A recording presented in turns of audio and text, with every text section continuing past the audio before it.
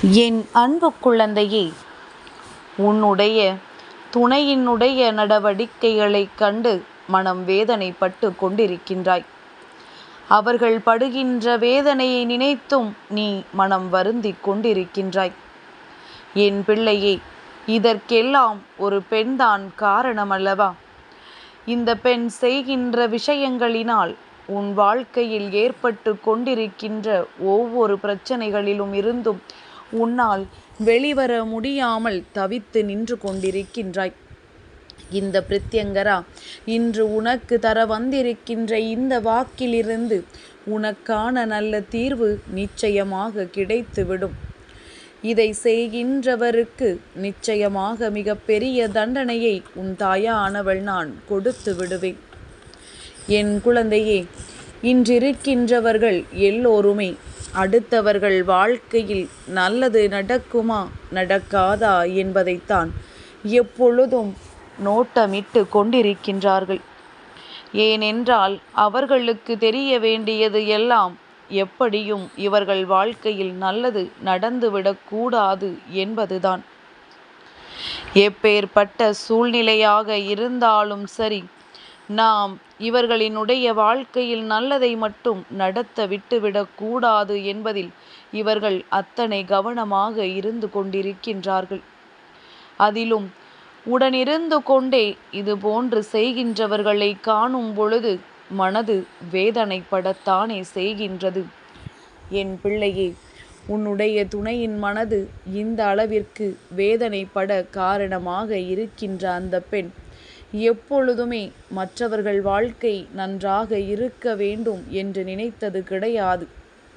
குடும்பத்திற்குள் கலகத்தை மூட்டுவதும், ஒருவரை ஒருவர் நன்றாக சிரித்து கொண்டு பேசிக்கொண்டிருந்தால் அங்கே பிரச்சனைகளை மூட்டி வேடிக்கை பார்ப்பதும் ஒன்றுமே தன்னுடைய ஒரே எண்ணமாக கொண்டு நடந்து கொண்டிருக்கின்ற அந்த பெண் இப்பொழுது உன் வாழ்க்கையிலும் இது போன்ற கலகத்தை மூட்டிக்கொண்டிருக்கின்றாள். அவள் செய்கின்ற விஷயம் தவறு என்று அவளுக்கு தெரிந்திருந்தாலுமே அதை செய்யக்கூடாது என்று ஒரு நாளும் நினைத்தது கிடையாது. தனக்கு தேவை தன்னுடைய சந்தோஷம் மட்டும்தான். தான் எப்பொழுதும் தனக்கு வேண்டிய இடத்தில் சந்தோஷமாக இருக்க வேண்டும். அதனால் யார் கஷ்டப்பட்டால் என்ன, அது யாராக இருந்தால் நமக்கென்ன என்பது போலத்தான் அந்த பெண்ணினுடைய எண்ணம் இருந்து கொண்டிருக்கின்றது. இதனால் உன்னுடைய குடும்பத்திற்குள் ஏற்படுகின்ற பிரச்சனையினால் உன் துணை மனமுடைந்து வேதனையில் காணப்பட்டு கொண்டிருக்கின்றது. எத்தனை காலம்தான் நாமும் இந்த வாழ்க்கையை இப்படியே வாழ்ந்து கொண்டிருக்க முடியும்? ஏதேனும் ஒரு கட்டத்தில் இதற்கான முற்றுப்புள்ளி வைத்துவிட மாட்டோமா? நமக்கும் இந்த பிரச்சனைகள் தீர்ந்து விடாதா என்று எண்ணி என் பிள்ளை நீ மனம் தவித்து கொண்டிருக்கின்றாய். உனக்கென்று கிடைக்க வேண்டிய தீர்வுகளை இந்த பிரத்யங்கரா இன்று நிச்சயமாக உனக்கு நான் சொல்லிவிடுகின்றேன். இந்த வாழ்க்கையில் நீ பட்ட அவமானங்கள், தோல்விகள் இதற்கெல்லாம் சேர்த்து வைத்துத்தான் உனக்கு நல்ல விடிவு காலத்தை உன் அம்மா நான் கொடுக்க போகின்றேன். என் பிள்ளையே, இவர்களினுடைய எண்ணம் என்ன தெரியுமா? இந்த வாழ்க்கையை நீ நல்லபடியாக வாழ்ந்துவிடக்கூடாது. உனக்கும் உன் துணைக்கும் இடையில் இருக்கின்ற சந்தோஷம் நிரந்தரமாக இருக்கக்கூடாது. எப்படியாவது இந்த வாழ்க்கையில் கலகத்தை மூட்டி பிரித்து விட்டுவிட வேண்டும் என்பதுதான் இவர்களினுடைய ஒரே எண்ணமாக இருந்து கொண்டிருக்கின்றது. இந்த பெண்ணினுடைய நடவடிக்கைகள் இந்த தாயானவள் நான் கண்ட பொழுதுதான் புரிந்து கொண்டேன். மனதில் சிறு துளி அளவு கூட ஈவு இரக்கம் என்பது இல்லை. தான் பெற்ற பிள்ளைகளின் மீதே நல்ல எண்ணங்கள் இல்லாத பொழுது மற்றவர்கள் நன்றாக இருக்க வேண்டும் என்று ஒரு துளி அளவும் நினைக்க போவது கிடையாது. என் தங்கமே, நான் சொல்கின்ற இந்த பதிவானது எல்லோருக்கும் பொருந்தாது. யாரொருவர் தன் வாழ்க்கை துணையோடு வாழ முடியாமல் குடும்பத்தில் இருக்கின்ற இந்த பெண்ணால் பிரச்சனைகளை அடிக்கடி சந்தித்து கொண்டிருக்கின்றார்களோ அவர்களுக்கு மட்டுமே பொருந்தும். எத்தனையோ பேர் இன்னமும் இருக்கின்றார்கள். தன்னுடைய பிள்ளைகள் தன்னுடைய துணையோடு சந்தோஷமாக வாழ வேண்டும், அவர்கள் மன நிம்மதியோடு வாழ வேண்டும் என்று நினைப்பதற்கு. ஆனால் அதிலும் விதிவிலக்காக சிலர் எப்பேற்பட்டாவது இவர்களை வாழ விட்டுவிடக்கூடாது என்பதில் குறியாக இருக்கின்றார்கள். அவர்களுக்கு தேவை என்னவென்றால், அவர்கள் எப்பொழுதும் போல சுதந்திரமாக இருக்க வேண்டும். அவர்களினுடைய இல்லத்தில் இன்னொருவரின் நடமாட்டம் என்பதை அவர்களால் ஏற்றுக்கொள்ள முடியவில்லை.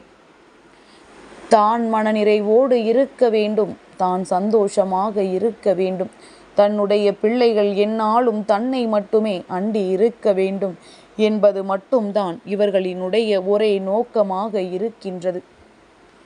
ஆனால் இவர்கள் செய்கின்ற இந்த விஷயங்கள் எல்லாமே யார் மனதை பாதிக்கின்றதோ அவர்கள் ஒரு நல்ல பாடத்தை கற்றுக்கொள்கின்றார்கள். அது என்ன தெரியுமா?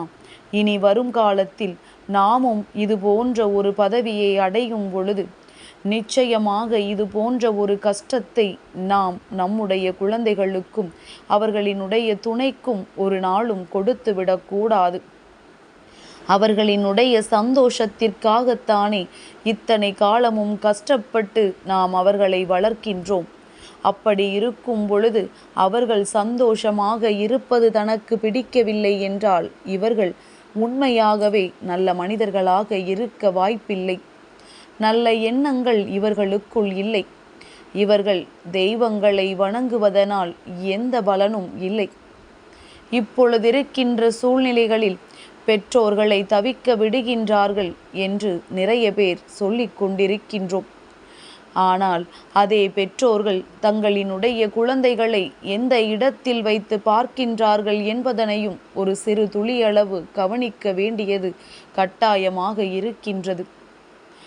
ஏனென்றால் நிம்மதியான வாழ்க்கையை வாழ விடாமல் அவர்கள் குடும்பத்திற்குள் எந்நாளும் நுழைந்து சண்டைகளை மூட்டிக்கொண்டு ஒரு நிமிடம் கூட தான் இந்த வாழ்க்கையை நல்லபடியாக வாழ வேண்டும் என்று நினைக்க விடாமல் எப்பொழுது இந்த வாழ்க்கையை விட்டு நாம் விலகிச் செல்வோம் என்கின்ற மனநிலைக்கு அவர்களை தள்ளிவிடுகின்றார்கள். ஒரு சிலர் இதைவிட ஒரு படி மேலாக சென்று பிரித்தும் விட்டு விடுகின்றார்கள். வாழ்க்கை என்பது எதற்காக இவர்களுக்கு நாம் இந்த வாழ்க்கையை கொடுக்கின்றோம் என்ற சிறு தெளிவு கூட இல்லாமல் இருக்கின்றார்கள். இப்பேற்பட்ட மனிதர்கள் இருக்கின்ற இந்த சூழ்நிலைக்குள் என் பிள்ளை, நீ மீண்டு வர போராடி கொண்டிருக்கின்றாய்.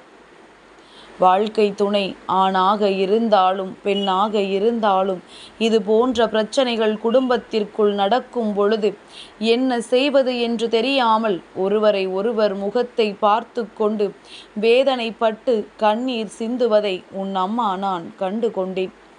என் பிள்ளையே, இதற்கெல்லாம் ஒரே ஒரு தீர்வு மட்டும்தான் இருக்கின்றது.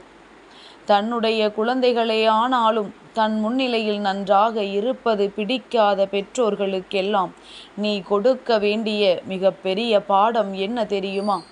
இவர்கள் முன்னிலையில் தனித்து வாழ்ந்து காட்ட வேண்டும். வாழ்க்கை துணை என்பது நமக்கு எத்தனை முக்கியம் என்பதனை நீ உணர்த்தி காட்ட வேண்டும். இவர்கள் முன்னிலையில் நீ வாழ்ந்து காட்டினால் மட்டும்தான் உனக்கும் உன்னுடைய துணைக்கும் அது பெருமை என்பதனை புரிந்து கொள். ஒரு பொழுதும் இவர்கள் பேச்சை கேட்டு இவர்களுக்கு அடிமையாக நடக்க வேண்டும் என்ற அவசியம் ஒரு நாளும் இல்லை. உனக்காக உன்னை நம்பி வந்த துணையினுடைய மனதை நீ காயப்படுத்தி விடாதே. தவறுகள் யார் பக்கம் இருந்தாலும் சரி, உண்மை நிலை என்னவென்று தெரிந்து கொண்டு சரியாக கையாளும் பட்சத்தில் நிச்சயமாக இந்த வாழ்க்கையில் இவர்களின் எண்ணங்களை எல்லாம் உன்னால் முறியடிக்க முடியும். அவர்கள் செய்கின்ற தவறை அவர்களுக்கு உணர வைக்க முடியும். யாரும் இல்லாமல் தனித்து விடப்படும் பொழுதுதான் தான் செய்த தவறு என்னவென்று அவர்களுக்கு புரிய வரும். என் பிள்ளையே, இவர்களுக்கு பாடத்தை புகட்ட வேண்டியது உன்னுடைய கடமை. நல்லபடியாக வாழ்ந்து காட்டி அதனை நீ புகட்ட வேண்டும்.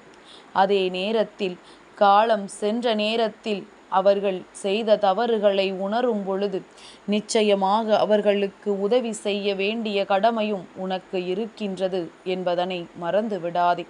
தவறுகளை உணர்ந்தால் மட்டும்தான். என் அன்பு குழந்தைக்கு இந்த பிரத்யங்கராவினுடைய ஆசீர்வாதங்கள் எப்பொழுதுமே முழுமையாக கிடைக்கும்.